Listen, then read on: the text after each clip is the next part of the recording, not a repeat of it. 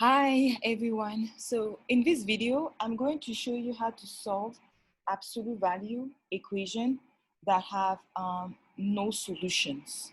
Okay, so that's what you're going to do in this video, solving absolute value equations that have no solution. In my previous video, I showed you how to solve absolute value equations that have one solutions and two solutions. Today is no solution. So let's go back to the steps. Remember the steps is, so the first step will be to isolate the absolute value, okay? So let me highlight the term with the absolute value.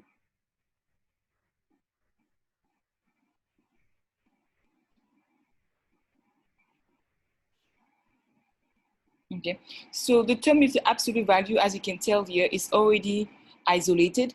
It's already by itself, okay? So now, are you going to write two equations? So let's think for a second here. We see that the absolute value is equal to a negative numbers. Okay, let's think about it for a second. Okay, so remember that absolute value is always positive. Absolute value represents the distance from zero. So this one means you have a positive, it's a positive number or positive value.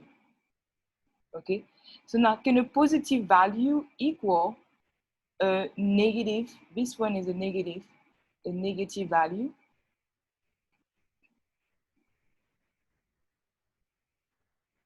Is it ever true?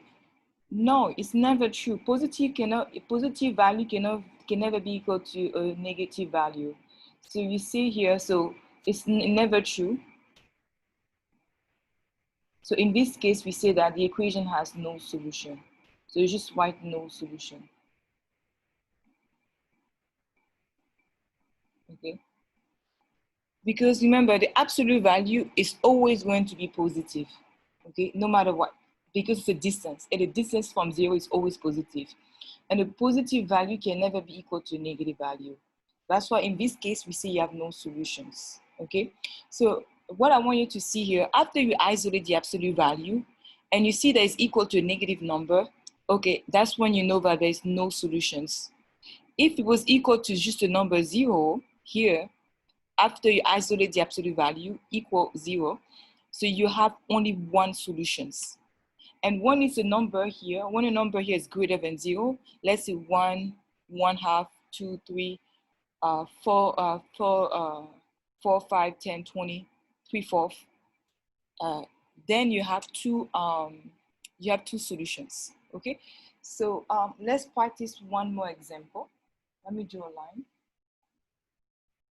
Okay, and I'm going to push my keyboard upward. So it may be blurry, so let's see. So let's do a second example, example number 2. So absolute value of 5x minus 3 plus 12 equal 4. Okay, so now the first step to solve absolute value equation, okay, is to isolate the absolute value. So let me highlight the term that we have to isolate. Okay, so how would you isolate this absolute value? You want to isolate 5x, absolute value of 5x minus 3. Okay, do not do negative 3 plus 12. You cannot do that. And the reason is because of the absolute value. Okay, you cannot add 3 yet, or you cannot combine negative 3 and 12 together. Okay, that's why you need to isolate. Okay, so always isolate, because with absolute value, there's no way you can combine numbers that are inside the absolute value. That's the only thing you can do is to isolate the absolute value. So let's do this. So to isolate the absolute value here, I need to take away 12 on both sides.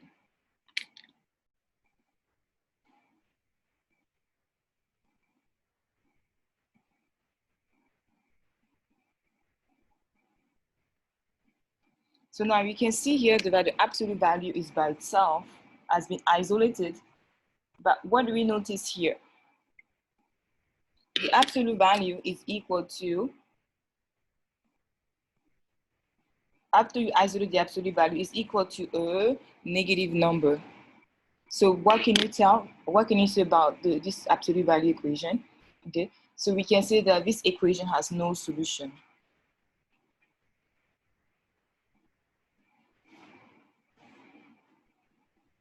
So whatever number of x we find over here, and you multiply by 3, and you multiply by 5, and you subtract by 3, and then we take the absolute value, will never be equal to a negative number.